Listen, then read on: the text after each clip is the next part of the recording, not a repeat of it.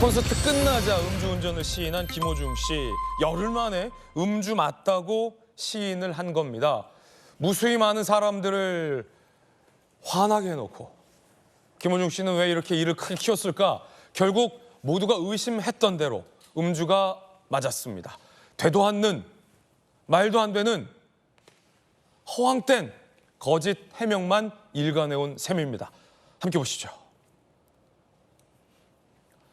자, 일단 소속사 think, 생각이라는 뜻의 소속사 이름인데 생각이 참 짧죠. 당사의 잘못된 판단으로 사회적 무리를 빚었다. 지금까지 상황을 숨기기에 급급했습니다. 진실되게 행동하지 못한 점 진심으로 사과드립니다. 라는 사과를 했습니다. 김호중 씨 입장도 나왔어요. 한순간에 잘못된 판단으로 상처와 실망감을 줬다. 크게 후회하고 반성하고 있다. 경찰 조사에 성실히 임하겠다라고 음주운전을 했습니다. 라며 김호중 씨도 시인을 했습니다.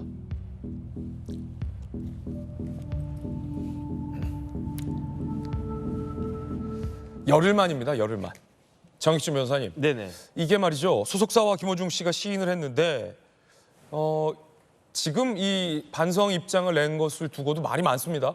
어떻게든 음주 혐의를 피해보려고 갖은 노력을 했지만 결국에는 뭐 하나 제대로 통하지 않자 마지못해 뒤늦은 사과를 한 거고 시인을 한 거다라는 말부터 결국 이따 얘기 나눠보겠습니다만 이 티켓을 다 팔고 나서 그리고 나서 이제 시인을 했다라는 지점까지 이 사과를 두고 진정성이나 아니면 이 사과의 시점과 방법을 두고도 굉장히 말이 많은데 정법정께서는 일단 어떻게 보십니까? 일단은 뭐 사람들을 좀 우습게 보는 것이 아닌가. 네네. 어떻게 저런 상황에서 술을 안 마셨다라고 이야기할 수가 있겠는가. CCTV에 다 나왔잖아요. 다 찍혔잖아요. 그 술집에 가가지고 술을 안 마셨다는 이야기 아니었겠습니까? 그런데 술도 안 마신 사람한테 왜 대리운전을 붙입니까? 물론 저도 굉장히 피곤하고 할 때 한두 번 정도 이제 대리 기사님 불러가지고 저 대신 좀 운전 좀 해주세요 이렇게 부탁했던 적은 있지만 하지만 술집에서 피곤해가지고 대리운전 불렀다? 이건 상식적으로 말이 안 되잖아요. 거기에다가 더 중요한 건 뭐냐면은 이 사고를 낸 차가 어마어마하게 비싼 차 아니겠습니까? 네네. 몇 억 하는 그런 비싼 차인데 그 차가 중앙선을 넘더니 택시 위에 거의 올라타다시피 했단 말이죠. 정상적으로 그렇게 비싼 차를 운전하는 사람이라고 하면은 조심조심해서 저 같으면 그냥 긴장 바짝 해가지고 그랬을 텐데 중앙선 넘어서 그다음에 이제 택시를 갖다 했다. 그다음에 아무런 문제가 없었다라고 하면 당장 내려가지고 뭐가 문제가 있는지 없는지 확인하고 그다음에 이 비싼 차 어디 조금이라도 덜 다쳤나? 이거 생각해야 되는데 그냥 쓱 도망가 버렸잖아요. 예. 그러면서 술을 안 마셨다 음주운전이 아니다. 이건 말이 안 되고 거기에다가 국과수의 수사 결과가 나왔잖아요. 수사 결과가 나왔는데 몸속에서 술을 마신 흔적이 있다라고 하는 국과수 수사 결과가 나왔는데 그럼에도 불구하고 끝까지 이제 부인하다가 그러다가 이제 공연 다 마친 다음에 그 공연 제가 그 신문 기사 보니까 티켓 매출액만 뭐 한 50억 가까이 된다고 그렇게 이야기하더라고요. 예. 그러면 그 공연까지 다 끝내고 그 티켓 판 것까지 다 챙긴 다음에 그리고 난 다음에 지금에 와가지고 사실은 음주운전했다 죄송하다 이렇게 이야기하는 게 이게 사람들을 농락하는 것이 아닌가. 저는 사실 김호중 씨 팬 아닌데요. 그런데 만약에 김호중 씨 팬들 입장에서는 더 그 우롱당한 것 같은 더 농락당한 것 같은 그런 느낌이 아닐까 저는 그런 생각이 듭니다. 아니 왜요? 아니 왜냐하면은 예. 믿었을 거 아니겠습니까?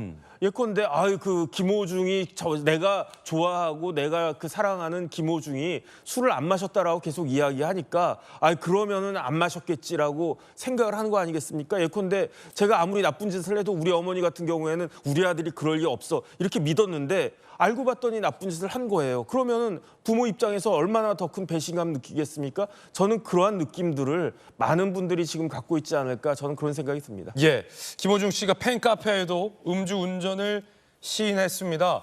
팬들은 사실은 이 논란 이후 상당 기간까지 언론 보도 등을 믿지 말자. 아티스트, 본인이 사랑하는, 응원하는 김호중 씨의 말을 믿자. 음주운전은 아니다. 라고 믿어왔었는데 정익준 변호사님 조금 전 본인을 믿었던 그 팬들까지도 기망한 것이다. 라고 지적했습니다. 김호중 씨 입장입니다. 술을 한 잔이라도 입에 대면 핸들을 잡으면 안 된다는 것을 너무나 잘 알고 있습니다. 어리석은 판단으로 조사가 끝나고 모든 결과가 나오면 이곳 집으로 돌아오겠습니다라고 음주 사실을 뒤늦게 팬들에게도 인정했습니다. 박성규 차관님, 네. 결국은 이 팬들도 김어중이 기망한 것이다. 그리고 사실은 이 과정에서 얼마나 뭐랄까요, 설득적이지 않은, 좀 과격하게 표현하자면 말 같지 않은 해명을 많이 했습니까? 예를 들어 그간의 입장이 바뀌었잖아요. 내가 음주운전 바꿔치기를 지시한 게 아니다 라고 했는데 결국 김어중 씨와 매니저가 통한 사실 녹취록 드러났고, 예. 술을 안 마셨다라고 했지만 술집에 갔다. 술집에 갔지만 술을 안 마셨다고 했고, 술잔을 입에 댔지만 술을 마시지 않았다. 그런데 대리기사를 부르고 귀가하는 장면까지 채널A를 통해서 다 확인되지 않았습니까? 네네. 그러니까 열흘 만에 지금 시인한 네. 거죠. 처음엔 여러 가지 이유를 들어서 뭐 모든 보는 사람들은 저게 말이 되느냐 얘기했지만은 꿋꿋하게 술을 마시지 않았다고 주장을 하다가 결국엔 시인을 했죠. 한 유망한 또 국민의 사랑을 받던 뭐 가수, 연예인, 그 공인이죠. 그 타락 또 추락, 이걸 보는 것 같아서 굉장히 좀 씁쓸하고 좀 안타깝습니다.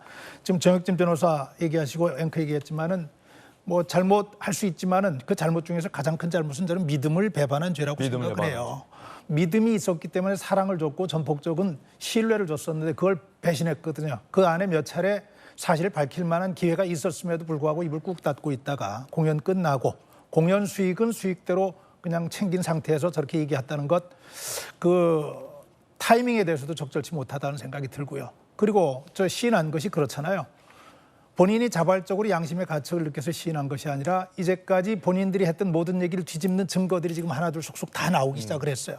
술을 마신 술자리도 벌써 그 앞에 3차례가 더 있었고 4차례 가는 과정에서 그리 됐고 국과수의 소변 검사 결과도 그리 나왔고 또 같이 동석했던 사람들이 술 마신 것 같다는 얘기들, 봤다는 얘기들, 그런 증거들도 나왔고 또 아마도 경찰은 사고 직후에 매니저한테 전화해가지고 내가 음주운전했는데 사고 낸 것 같다, 사고 냈어, 이거 좀 조치를 해줘야 되겠어 하는 그런 통화 녹음도 확인했다 그러고 본인으로서 이제 빠져나갈 길이 없었던 네. 것이죠. 참 많이 안타깝습니다. 뭘 보냐면은 첫 단추를 잘못 꿰는 것이 얼마나 치명적인 결과로 이어질 수 있는가를 아주 좀 여실히 보여주는 것 같아요. 많은 사람들이 좀 참고해야 되겠죠. 팬들에게 이렇게 얘기를 했네요. 한순간의 잘못된 판단으로 상처와 실망감을 줘서 죄송하다 했는데 맞죠. 상처와 실망감 준 거 맞는데 더 중요한 거는 본인에게 있어서 전도 유망하던 본인의 앞길이 지금 어떻게 갈지 모르는 나락으로 지금 떨어지고 말았습니다. 그 길을 본인이 스스로 또 본인을 돕는다고 하는 매니저들이 스스로 파놓은 상태로 지금 가게 된 거죠. 이거 앞으로 어떻게 갈까요? 하나 좀 더 지적하고 싶은 게 네. 있어요. 음주운전에 우리가 매몰되다 보니까 정말 중요한 문제 하나를 놓치고 있었어요. 범인을 바꿔치기 하려고 그랬잖아요. 만약에 이것이 그대로 받아들여져서, 만약입니다, 운전을 하지 않았던 사람이 죄인으로 처벌을 받고 본인은 운전하고 사고를 냈는데도 처벌을 받지 않는, 예. 뒤집어 쓴 사람은 힘없고 돈 없고 빽 없는 사람이고 사고를 낸 범인은 힘있고 또 권력도 있고 돈도 있고 있는 사람이라서 그걸 빠져나왔다면 이게 우리 사회가 지금 얘기하고는 공정과 관련돼서 가장 치명적인 문제 아니겠어요? 예. 있는 사람 빠지고 없는 사람 빠지고. 아니 박성규 예. 대표님, 예전에나 네. 예전 옛날 영화 때 뭐 조직에서 말씀하신 것처럼 힘없고 돈 없고 빽 없는 사람이 조직에 뭐 누구를 위해서 대신 들어갔다 그렇죠. 나오고 뭐 그런 영화나 있었지. 예. 현실에서는 그런 생각을 하는 사람은 없잖아요. 없죠. 네가 대신 가라. 더욱이 지금 같은 상황이 그 있을 수 없는 일이죠. 그런데 그런 일들이 벌어졌단 말이에요. 중요한 거는 그게 우발적으로 벌어진 게 아니라 이건 계획하에 벌어진 거거든요. 네. 계획하에. 나는 돈 있고 힘 있고 또 사랑받으니까 빠지고 네가 좀 대신 가서 살아줘라, 이 얘기는 우리 지금 상황에서 가장 국민들이 싫어하고 또 젊은이들이 있어서는 안 된다고 얘기하는 공정의 가치를 훼손한 거기 때문에 이 부분 하나만 가지고도 김어중 씨는 아주 여러 가지를 곱씹어 봐야 될 거라고 생각을 합니다. 예.